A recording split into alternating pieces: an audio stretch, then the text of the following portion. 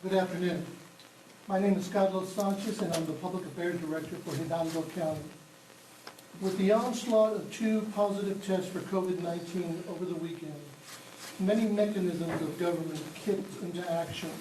Perhaps the most significant came by way of an emergency commissioners court meeting on Sunday morning.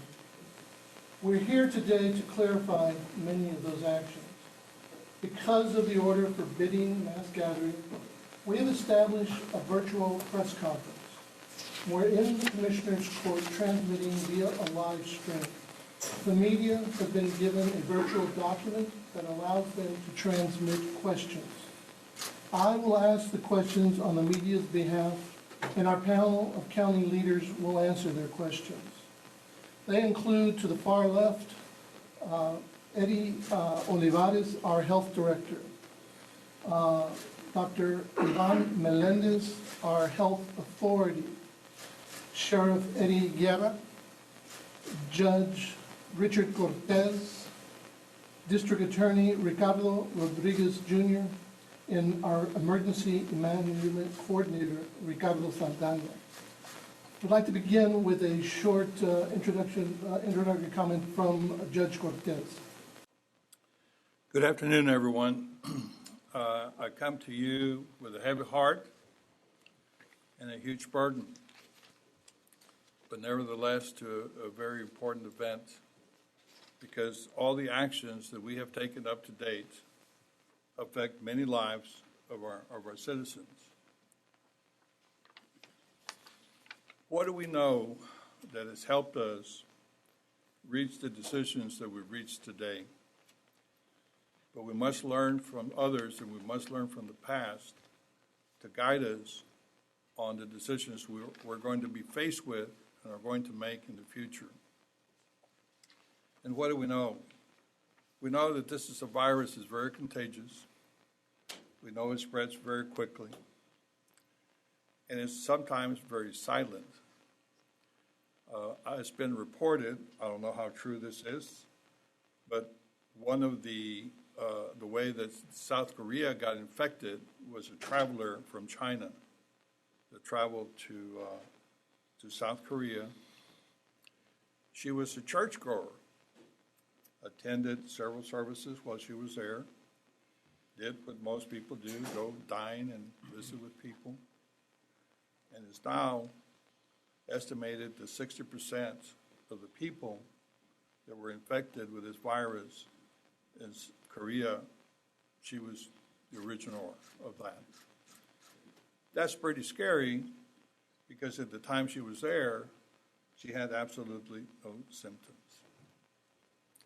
So what do we know about the United States, Texas, and Hidalgo County? We know that we have various areas in Texas that have been affected by this virus. We know that we've only tested, that we know of, 82 people. 2 came in positive, 30 negative, and we're waiting for another 50, for the results of another 50. So in preparing to put ourselves in the best position to manage the situation, because that's all we can do. We cannot prevent it. It is already here. All we can do is manage it. It required certain action. And this emergency order that we put into the books this morning, which we'll talk about in just a minute, is intended to put some temporary controls over our citizens, over our businesses, and over even government itself, for the sole purpose is to limit the spreading of this vicious virus. So before we start answering questions, let's talk about what the goal is. We know that this virus is transmitted by humans, and they can do it in various forms. So the best way not to be infected is not to be around humans, okay? So we are trying to practice human separation from one another. But we can also acquire, and I have some physicians here that, should I be wrong in my understanding how this is transmitted, we can also pick it up in different forms and either infect ourselves through the eyes, nose, or mouth with our hands or whatever. So hygiene, cleanliness, sanitation, all those things are an important part of the practices that we need to do. So this order is intended to ask and to mandate from our citizens to keep separation from one another. But it means also that we have to allow certain businesses and certain activities to continue that are essential and important to this community. So basically, if you want to know whether you can or cannot do it, if it's necessary for you to do it, if it's life-threatening for you to do it, do it. Go out, do the things that you have to do. But if it's not necessary for you to do it, then don't. Then don't. It's that simple.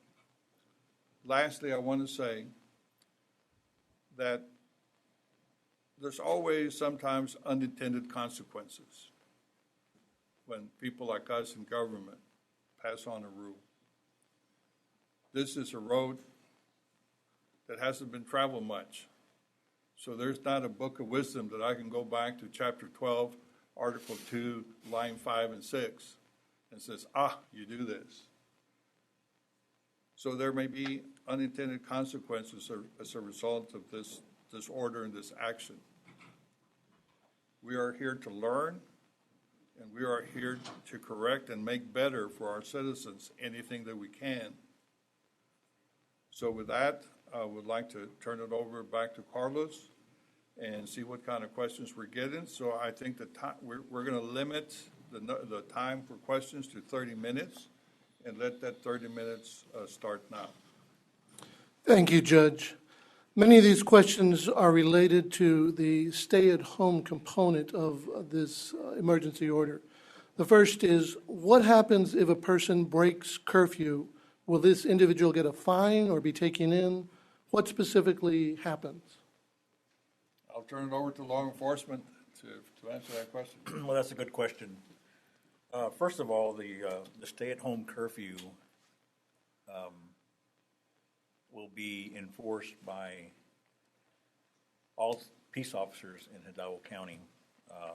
We met with pretty much all the heads of the police chiefs of all the police departments, the regional director of DPS, to go over the stay-at-home. Basically, the violation is a Class B misdemeanor. It's if you are cited, you could face up to a $1,000 fine or 180 days in the county jail. We'd like to start off with educating the public first. We all agree that this is going to take some time for the public to realize the importance of staying at home. So we want to educate them first. So that is the message that we're giving and we're directing to our officers, our deputies, and our troopers. So we're going to be out there enforcing the stay-at-home curfew, and that begins tonight at 10 p.m. and it'll run till 5 a.m. So we will start by educating them and giving them warning, and hopefully they'll comply. And I have visited with other municipalities that already have a stay-at-home curfew, and I am pleased to announce that their comments to me was they're getting compliance once they're educated on again, a lot of these people probably might not even know that there's a curfew. So we'll start with education first. And that is a good point for the next question is, how will the county notify business owners who are not aware, aside from using the media? Is there some function in progress that allows business owners to be notified of these new mandates? Well, yes, we have a webpage here, Hidalgo County .us, and that you can always go to our webpage and find out any information that we have. And we're going to be posting as much information as we can, questions and answers that other people have gotten us. And we have a call center that you can call to get any questions answered for you. Is there an expectation that with fewer people on the streets overnight, that the need for law enforcement staffing will be alleviated, or is it quite the opposite? Do you need to staff extra initially to make sure that there's compliance? I think initially we will probably staff with more. I have talked to our local constables, and they will be out also assigning their deputies to meet the needs of the time frame that the curfew is in effect. Much of these actions, according to the next question, began because of the two who tested positive for COVID-19 over the weekend.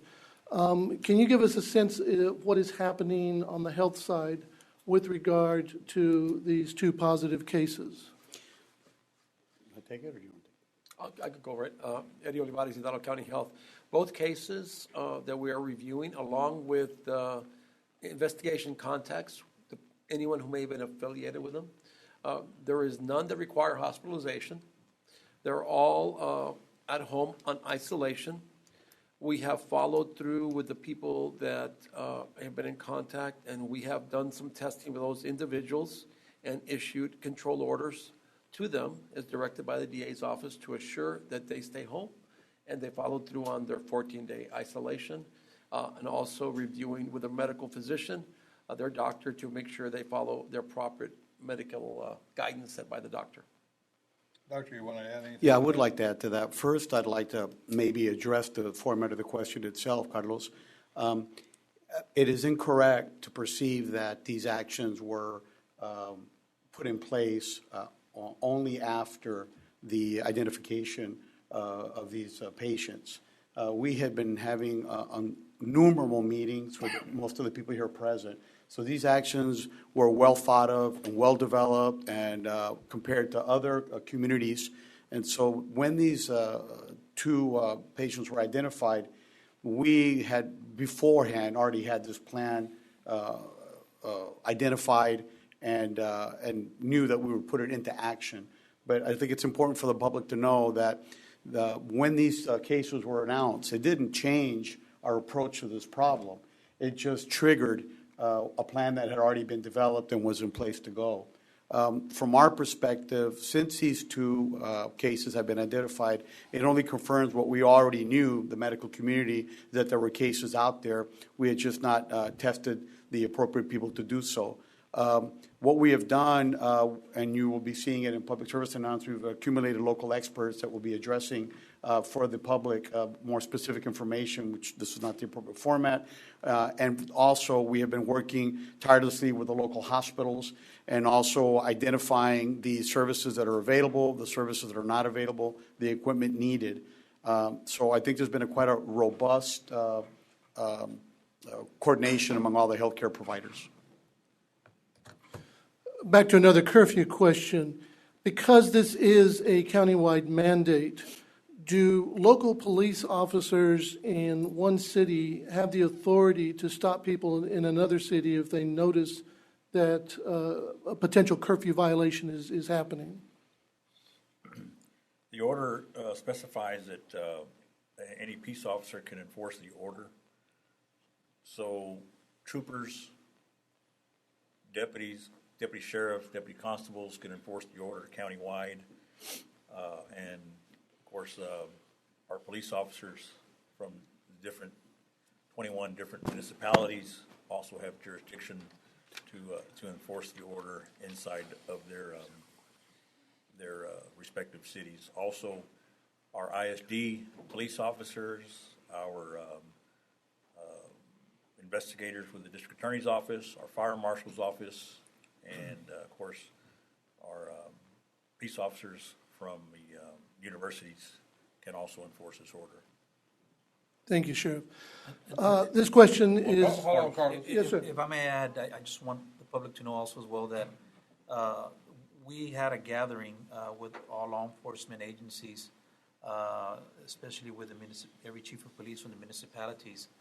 And to piggyback on what Sheriff just said, we discussed as to the orders in place that obviously every peace officer across the county has the authority to enforce the orders, but we did have discussion where we asked that every law enforcement agency cover their jurisdiction as much as possible. That way, there can be enforcement throughout the whole county of Hidalgo. how can the community help in this crisis? Stay home. Yes, I was going to say, from the health side, we really encourage that everyone follow the declaration as indicated by Judge Cortez and all the experts at this table. The best thing to do is stay at home. If you don't need to be out, stay at home. If you're feeling ill, contact your physician by telephone, and really focus in on being calm and focusing on your family and being safe and healthy at home. And I would just like to add one thing to that. Obviously I get a lot of advice from a lot of people. And I get advice from two types of people, lay people and experts. And every time that I get advice from lay people, guess what? It's almost 50-50. 50 agree and the other 50 disagree with what I said. So what do? So the decisions that I'm trying to make are based on expert opinions, because most of the experts seem to be in agreement with what we're doing. So I think the public can help, that once we offer a recommendation, that recommendation is based on the best science that we can give you, because science is perfect as opposed to something else. So what can the public do? To support the decisions we're making, support us. We're not going to call them right all the time, but golly, I hope we're going to call them right most of the time. And if there was ever an opportunity for the community to step up, it is now. This is the most important time in many of our lives where the community can make a big difference. I saw a meme the other day where there was a grandma holding a chancla, and saying you can't go out. It hit me because obviously, that's what we've been saying since day one, is our community should, do everything that they can to keep everyone, from contacting person-to-person contact and having big crowds and staying home. So this is a time where the community, which we've seen here in these past days, a lot of community members, a lot of businesses stepping up and doing their part and making sure that not only they stay home, but also trying to adhere to the orders that are in place today. And Carlos, I would like to add very briefly that is an excellent question. What can the community do to assist? And I think from the physician's perspective, from the health perspective, it's dramatic for the public to know that this war, that this problem is going to be won and is going to be solved by the community. This problem is not solved in the hospital. This problem is not resolved by the physicians. There is no medication that cures this. The people who are going to solve this problem are going to be the community members. And what we across the board have seen, that if people isolate from people, then that will control the penetration of the disease. A lot of us doctors believe that the only thing that's more infectious than this particular virus is the love that everyone has for their family and for their community. So when the community demonstrates that loving attitude and understanding the futility of panic buying, the gouging of prices, the making unnecessary contacts, that is reprehensible. And I believe that, and the medical community believes, that the only thing that can spread faster than the virus itself is the love that we have toward our community. The next question will be in Spanish and asked by my colleague Carolina Terán.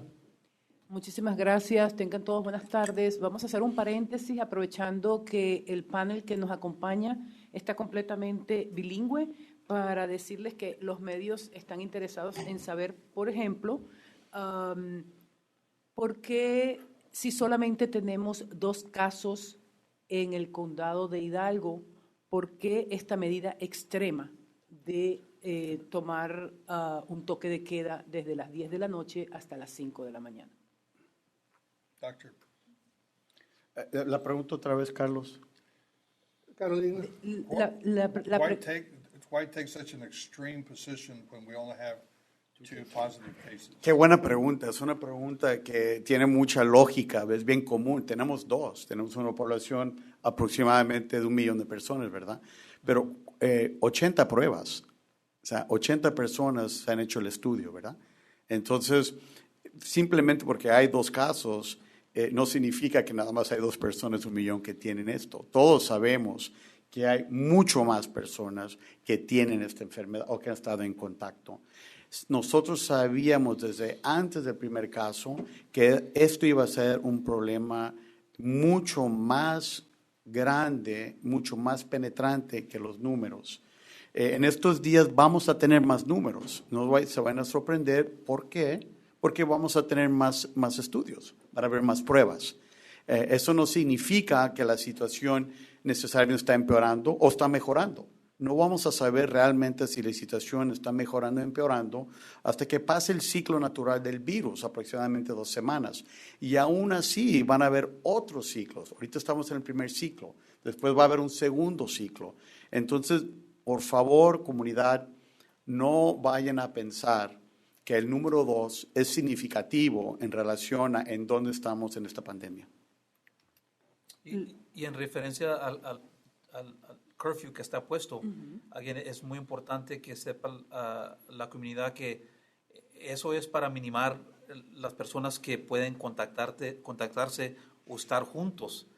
Y si nuestra comunidad acepta y reacciona como debe en la manera de que quedarse en la casa, no juntarse, entonces este curfew no tiene que mortificarse eso, pero es algo que está puesto para poder controlar el contacto y para hacer lo mejor que podamos para estar seguros que estamos protegiendo nuestra comunidad lo más que podamos.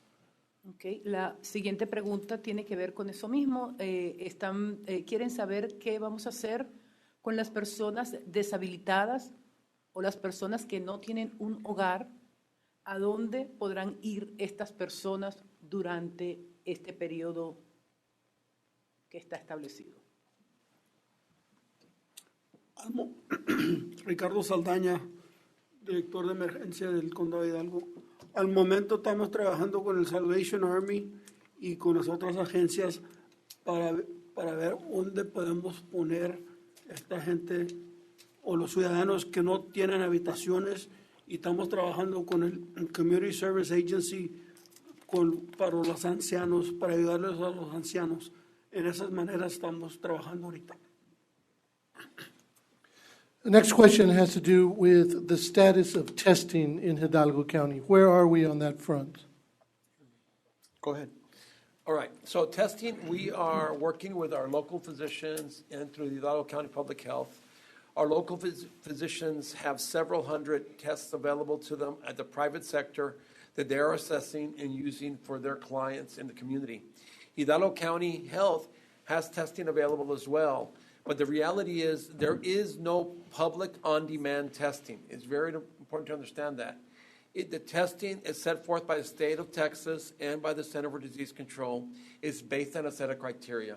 That criteria is very clear that you must be symptomatic, having cough, respiratory complications, and fever for the testing to be initiated.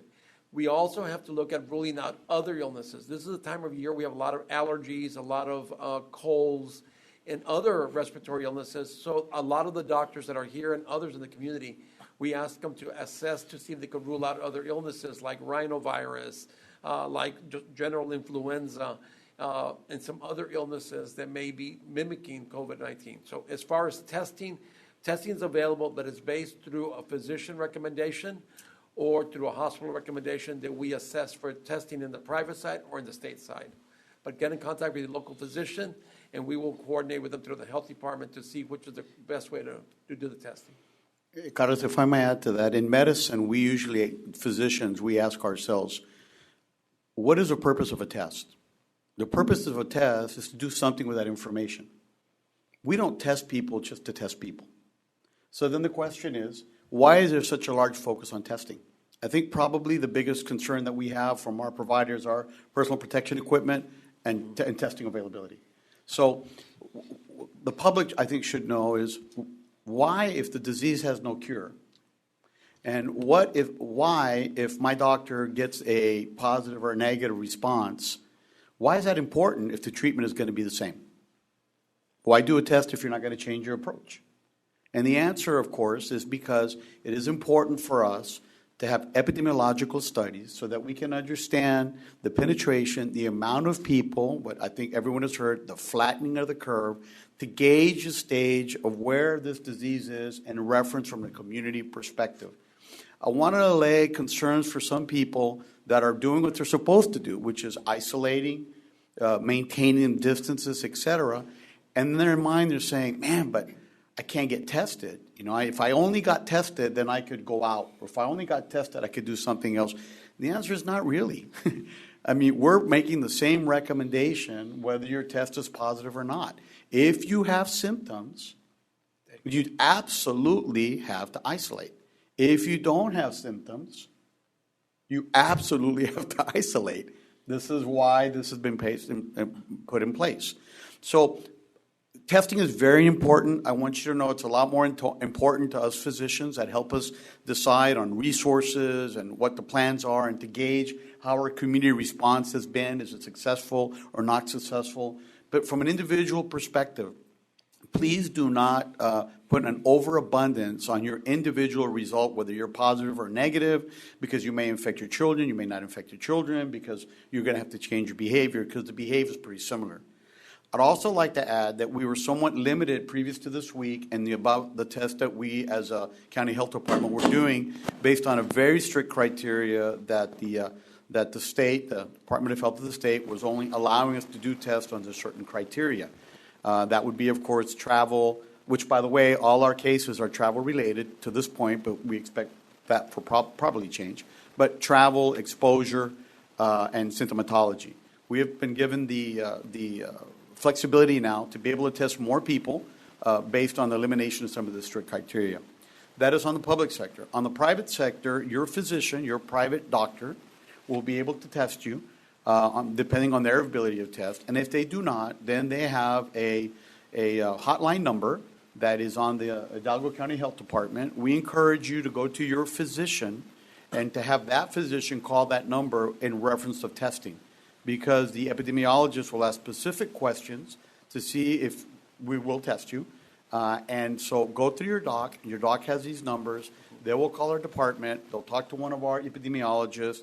They'll get your information, and they will give you a time and a place in an orderly fashion so that there are not other people that are also being exposed, and so that the testing personnel has the appropriate personal protective equipment so that we test numbers of people as opposed to a mask now, a mask later, doing onesies and twosies, as opposed to doing it in a more organized and safe and protective exposure. So the message is, talk to your physician. If your physician does not have the testing capacity, he will call our number, talk to our experts, and address that for you. Thank you. The final question is for Judge Cortez. The county obviously had a mix-up last night with local officials sharing the order before it could be officially announced, creating a lot of confusion and fear among the public. Could you explain what happened? Sure. First of all, we apologize for that, but it was really an innocent mistake. As you know, yesterday was a Sunday. I called an emergency meeting of the Commissioners Court because I felt it was important that we address this matter quickly and not just simply wait until today.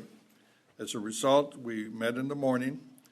We discussed it and decided that we wanted to revise the order as it stood. We wanted to make some additional restrictions because of the situation that occurred. That takes some time because it requires some legal language to go into the order. I believe it was close to, and I was trying to remember by memory, but I think it was close to 4 o'clock by the time that we finished putting it in writing. And at that time, I asked whether we had shared it with the 22 mayors and the other 4 commissioners. I was told that it had not been. So even though I signed it at that particular time, it was my decision to say, well, I don't want to release it and put it into force until next morning when we give the 22 mayors and the 4 commissioners an opportunity to review it, look at it, and see if they were totally comfortable with it. Unfortunately, somebody didn't get the information that we were going to wait until the next morning to do so.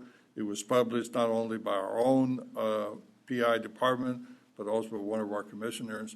It was strictly an oversight, and we apologize for that. And with that concludes this virtual press conference. I'd like to remind people that you should go to the Hidalgo County website at hidalgocounty.us for the latest information. And for the public, any types of questions, we have a hotline, which is 956-292-7765. Gentlemen, thank you very much for your time. Thank you. Thank you. Thank you.